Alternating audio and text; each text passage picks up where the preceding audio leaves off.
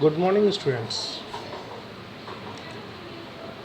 आज हम class 12th का reproduction in organism part 2 shoot कर रहे हैं। इसमें हम पुष्पीय पौधों में लैंगिक जनन के बारे में पढ़ेंगे। पौधों के लैंगिक अंग उनके पुष्प के अंदर होते हैं।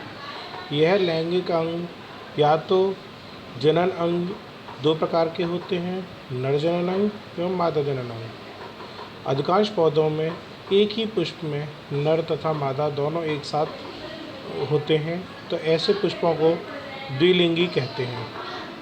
परंतु कुछ पौधों में ये दोनों अंग अलग अलग होते हैं, तो ऐसे पुष्प एक लिंगी कहलाते हैं। और पुष्प के मुख्य भाग निम्न प्रकार हैं। पहला, पुष्पघर। ये जो पुष्प का सबसे नीचे का हिस्सा होता है, जिसे हम पुष्प का आधार भी कह सकते हैं, वो पुष्पघर कहलाता है। उसके बाद बाह्यदल। बाह्यदल हरी हरी पत्तियाँ छोटी छोटी होती हैं, जो डंडी के बाद फूल के पास लगी होती हैं, जिनके बाद फूल के रंगीन पंखुड़ियाँ होती हैं। रंगीन पंखुड़ियाँ और फूल की डंडियों के बीच में जो हरी पत्तियाँ होती हैं उनको बोलते हैं। और अब आता है पंखुड़ियाँ या दल।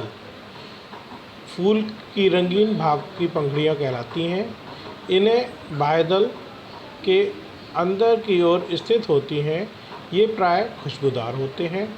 इनका कार्य सिर्फ कीटों को परागण के लिए आकर्षित करना होता है। इस भाग का और कोई कार्य नहीं होता है। ये चित्र है। इस चित्र में ये वाला हिस्सा आपका पंखुड़ियाँ हैं, ये बाह्यदल और ये पुष्पाधार, ठीक है।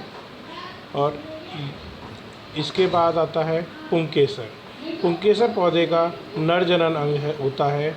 यह परागकणों को उत्पन्न करता है। पुंकेसर के दो भाग होते हैं, पहला तंतु और दूसरा परागकोश।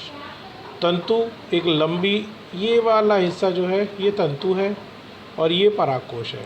ये हम अगले चित्र में देखेंगे। देखिए ये रहा, ये तंतु है, ये परागकण इसके अंदर ये परागकण होते हैं और ये परागकोश होता है, ठीक है। ये परागकण जो होते हैं यही पौधे के नर जनन अंग होते हैं। इसके बाद आता है 5वें नंबर पे अंडप। अंडप पौधे का मादा जनन अंग होते हैं। ये 3 भाग में होता है, पहला वर्तिकाग्र, वर्तिका और अंडप। सबसे ऊपर का हिस्सा ये वर्तिकाग्र होता है। बीच का हिस्सा वर्तिका होता है। वर्तिका और वर्तिकाग्र, काग्र का मतलब आगे का, और वर्तिका ये हो गई। और ये वाला हिस्सा पूरा ये हमारा होता है अंडाशय। अंडाशय के अंदर बीजांड होता है और इसी के अंदर हमारे बीज का निर्माण होता है। जो पौधे का बीज होता है उसका निर्माण होता है। ये पूरा का पूरा जो पौधे का अंग है ये उनका मादा जनन अंग होता है।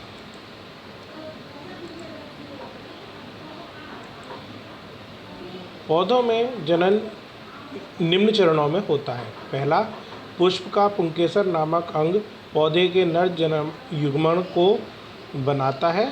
ये परागकण में उपस्थित होते हैं। परागकण आ गए। पुष्प का अंडप नामक मादा जनन अंग पौधे के मादा युग्मनज में बनते हैं। ये बीजांड और इन्हें अंडाणु कहते हैं। दूसरी बात, परागकणों में उपस्थित नर युग्मनज बीजांड में उपस्थित मादा युग्मनज का निषेचन करते हैं। ये तीसरा, निषेचित अंडा कोशिकाएं बीजांड के भीतर विकसित होकर बीज बनाती हैं। बीज उगने पर पौधा उत्पन्न हो जाता है और पौधे का नया बीज बनता है, तो परागकण में उपस्थित युग्मनज बीजांड में उपस्थित मादा युग्मनज का संगमन होता है। ये परागकण, ये आपका निषेचन होता है। यह 2 प्रकार होता है, परागण और निषेचन। परागण, परागगण का मतलब होता है पुंकेसर के परागकोश से परागकणों का अंडक के वर्तिकाग्र को स्थानांतरित होना ये परागकण कहलाता है। इसके लिए पौधों को कई बाहरी चीज़ों की आवश्यकता होती है, जैसे इसमें कीट, मधुमक्खी, तितलियाँ हो सकती हैं, चिड़िया भी हो सकते हैं और जल भी हो सकता है, वायु भी हो सकता है। कुछ पौधों में ये कीटों के द्वारा होता है, कुछ में ये जंतुओं के होता है, पक्षियों के द्वारा होता है, कुछ में पानी के द्वारा होता है, कुछ में हवा के द्वारा होता है। परागकण दो प्रकार का होता है, स्वपरागण और परपरागण। ये हम चित्र के माध्यम से समझेंगे। ये एक पुष्प है।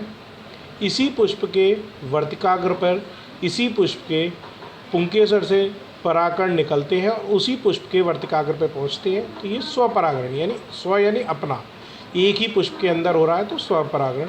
और अगर यही कंडीशन हमारे एक पुष्प, ये दूसरा पुष्प, इसके पुंकेसर से निकल के परागकण इस पुष्प के वर्तिकाग्र पे पहुंच रहे हैं दूसरे पुष्प के, तो ये परपरागण होता है। बिल्कुल क्लियर हो गया होगा चित्र की सहायता से। उसी पुष्प, एक ही पुष्प में हो तो स्व, अलग अलग पुष्प हो तो परपरागण।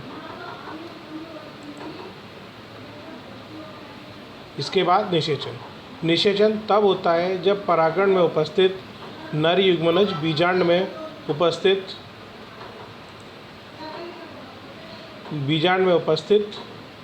नर युग्मनज के साथ संयोजन करता है।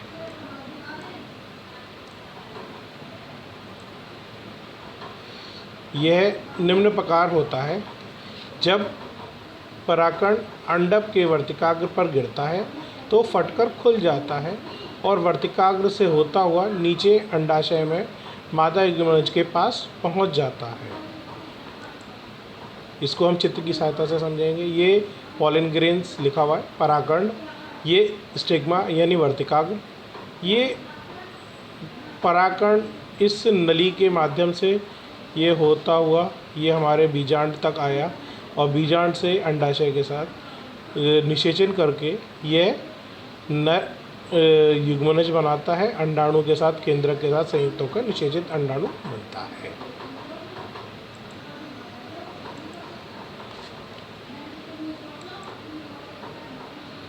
पुष्प का अंडाशय निषेचित होता है और फल बनने का प्रक्रिया जो है वो क्या होती है वो मैं आपको बता रहा हूँ।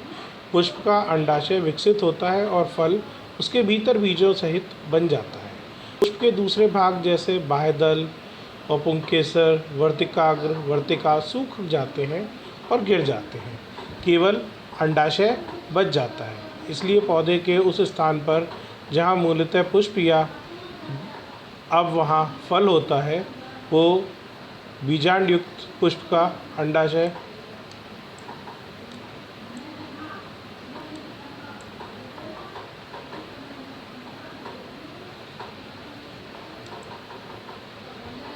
होता है।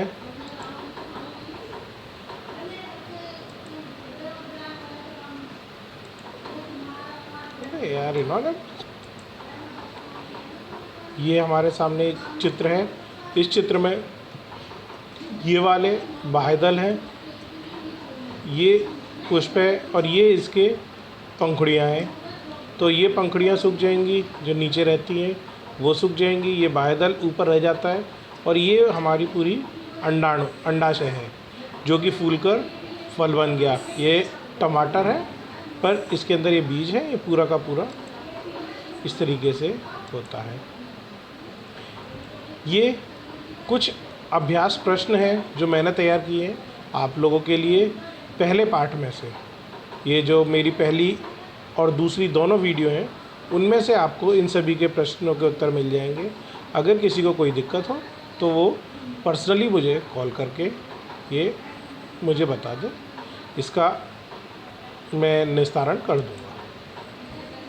Okay, stay home, stay safe.